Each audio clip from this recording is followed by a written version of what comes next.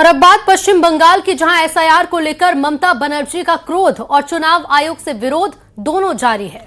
अब एक बार फिर टीएमसी ने चुनाव आयोग पर बीजेपी के इशारे पर काम करने का आरोप लगाया और एसआईआर की प्रक्रिया पर सवाल उठाए।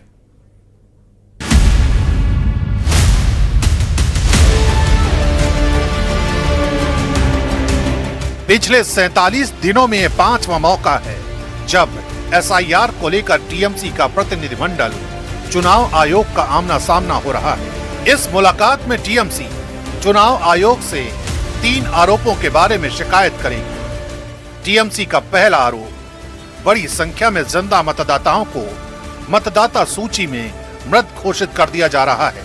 टीएमसी का दूसरा आरोप, राज्य में माइक्रो ऑब्जर्वर की तैनाती पर पार्टी ने सवाल खड़े किए।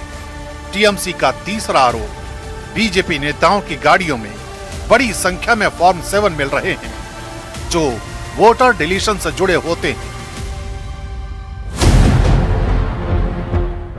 इस मुलाकात से पहले बंगाल की सीएम ममता बनर्जी ने केंद्र सरकार और केंद्रीय सुरक्षा बलों पर बड़ा आरोप लगाया है। ममता ने आरोप लगाया है कि बंगाल में एसआईआर के काम में केंद्रीय सुरक्षा बलों का इस्तेमाल किया जा रहा है। আমি জীবনে দেখিনি, এমনকি আমার কাছে একটা খবর এসেছে কদিন আগে আপনাদের সাংবাদিকদের আর্মি অফিস থেকে কাউকে কাউকে ইনভাইট করা হয়েছিল জাস্ট টু টক। আমি এর মধ্যে কোনো ভুল দেখি না, আমি ওদের সম্মান করি, আমি সব ফোর্সকেই, কিন্তু একটা রিকোয়েস্ট করব, আমার কাছে খবর আছে ফোর্টিলিয়ামে একজন কমান্ড্যান্ট এসআইআর এর কাজ করছে এবং বিজেপি করছে, বসে পার্টি অফিসের কাজ করছেন। প্লিজ আপনাদের কাছে হাত জোড় করে রিকোয়েস্ট করব, এটা করতে যাবেন না। ममता के इस आरोप पर बीजेपी ने पलटवार किया और आरोप लगाया कि ममता बनर्जी लगातार देश के सुरक्षा बलों का अपमान कर रही है। किस जगह पे एक सेंट्रल एजेंसी का रेड चल रहा है उससे फाइल छीन सकते हैं, वो भी कोल स्कैम का हवाला का। अपने पार्टी का जो अपराधी तकते हैं उसको बचाने के लिए जो मुख्यमंत्री इसी स्तर पर गिर सकती है तो उस मुख्यमंत्री के लिए सेना के बारे में वैसे बोले, ये नया क्या? इसका पहले भी वो सेना के बारे में ऐसे आप सब बोले हैं। ये पहली बार नहीं है कि ममता बनर्जी किसी और को, केंद्रीय सरकार को वो दोषी ठहरा रही है। बीएसएफ का काम है जो बॉर्डर है, इंटरनेशनल बॉर्डर, अंतर्राष्ट्रीय जो बॉर्डर है उसका सुरक्षा देना, लेकिन ममता बनर्जी जो अंतर्राष्ट्रीय बॉर्डर का सुरक्षा देने के लिए वो जमीन नहीं देती है, ये एक बार के लिए नहीं कहा। माननीय गृह मंत्री कुछ दिन पहले जब बंगाल आए थे, उन्होंने स्पष्ट रूप से कहा है कि उन्होंने चिट्ठी लिखा है 7 बार। उनके तरफ से, उनके दफ्तर से जो सेक्रेटरी साहब है वो आए थे 4 बार, बैठक करके गए हैं जमीन मांगने के लिए। ममता बनर्जी ये नहीं बोलती है। बार बार एसआईआर को लेके इतना डर क्यों है? बार बार इतना सारा उसके पास अभी बीजेपी ऑफिस चला रहा है, कभी शुभेंदु अधिकारी कर रहा है, कभी अमित शाह जी का ऊपर आक्रमण चल रहा है, अभी फोर्ट विलियम में चला गया आर्मी के ऊपर। मतलब किसी का सम्मान नहीं है। एसआईआर ऐसा पूरा देश में चल रहा है, कोई जगह में कोई नहीं बोल रहा है, तो मुख्यमंत्री को इतना क्यों दर्द हो रहा है? क्योंकि उसका डर है।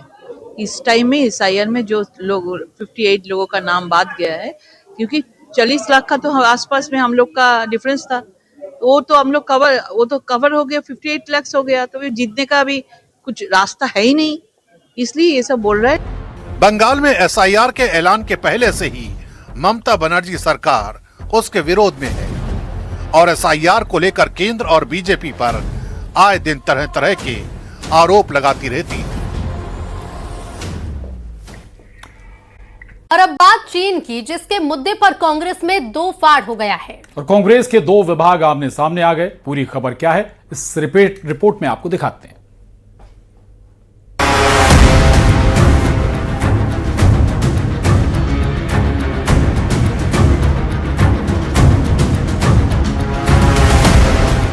बीजेपी और चीन की कम्युनिस्ट पार्टी के प्रतिबंधन की एक मुलाकात अब सिर्फ सत्ता पक्ष के लिए सवाल नहीं बन रही, बल्कि कांग्रेस के भीतर ही सियासी खींचतान की वजह बन गई है। इस मुद्दे पर कांग्रेस के 2 अहम विभाग आमने सामने आ गए हैं।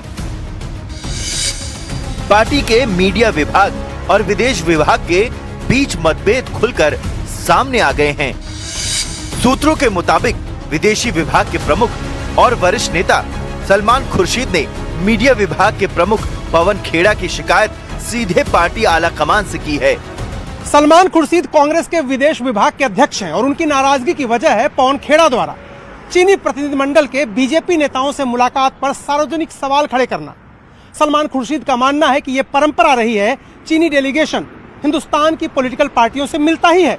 इस पर सवाल खड़ा करना ठीक नहीं, बल्कि चीन की सरकार से सवाल पूछना चाहिए। ऐसे में अब यह सवाल उठने लगा है कि आखिर कांग्रेस पार्टी की चीनी डेलीगेशन को लेकर आधिकारिक लाइन है क्या। यह टकराव इसलिए भी अहम हो जाता है क्योंकि भारत आए चीनी प्रतिमंडल से कांग्रेस के विदेश विभाग के प्रमुख सलमान खुर्शीद ने भी मुलाकात की थी। ऐसे में पार्टी के भीतर अलग अलग संदेश जाने लगे। पवन खेड़ा ने बीजेपी और चीन की कम्युनिस्ट पार्टी के बीच बंद कमरे में हुई बैठक पर सवाल उठाए। उन्होंने पूछा कि क्या इस मुलाकात में सीमा विवाद जैसे गंभीर मुद्दों पर भी बातचीत हुई या नहीं।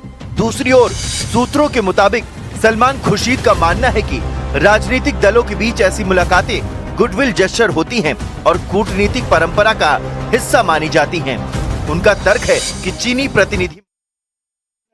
नमस्कार, बहुत स्वागत है आपका। खबर असरदार देख रहे हैं आप और मैं हूं आपके साथ रितु सिंह।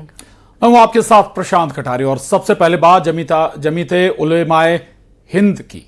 तो जमीयत उलेमाए हिंद के अध्यक्ष मौलाना अरशद मदनी ने कांग्रेस पर बड़ा आरोप लगाया है। अरशद मदनी के मुताबिक आजादी के बाद कांग्रेस ने सांप्रदायिक ताकतों के साथ नरमी बरती, जिसके चलते ये ताकतें मजबूत हुई।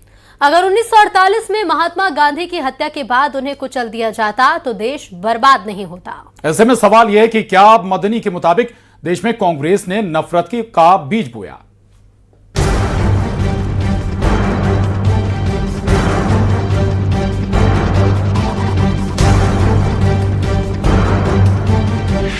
सियासत में एक और भड़काऊ मुद्दे की ताजा एंट्री हुई है और बड़ा सवाल कांग्रेस पर उठा है। जमीयत उलेमाए हिंद के अध्यक्ष मौलाना अरशद मदनी कह रहे हैं कि कांग्रेस ने आजादी के बाद धर्म के आधार पर नफरत की राजनीति के खिलाफ नरम रवैया अपनाया, जिससे सांप्रदायिक शक्तियां मजबूत हुई और देश को बड़ा नुकसान पहुंचा। 1948 में महात्मा गांधी की हत्या के बाद अगर सांप्रदायिकता का सिर शक्ति से कुचल दिया जाता तो देश को तबाही और बर्बादी से बचाया जा सकता था। ये बयान सामने आया तो कुछ और लोगों ने कांग्रेस के खिलाफ मोर्चा खोल दिया। ये सच है, ये बीज नफरत का कांग्रेस ने बोया है। ऐसे ऐसे हिंदू मुस्लिम फसाद हुए हैं जिनकी मिसाल नहीं मिल सकती।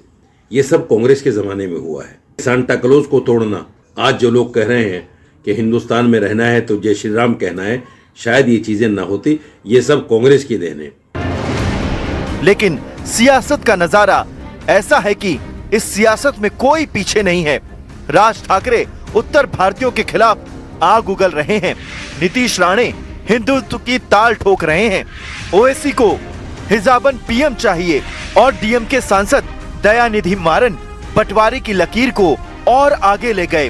वो कह रहे हैं कि साउथ की लड़कियां शिक्षित होती हैं, नॉर्थ में उन्हें गुलाम की तरह रखा जाता है। उनका काम रसोई और बच्चे संभालना है। सवाल है कि ऐसी बंटवारे वाली सियासत से देश का भला होगा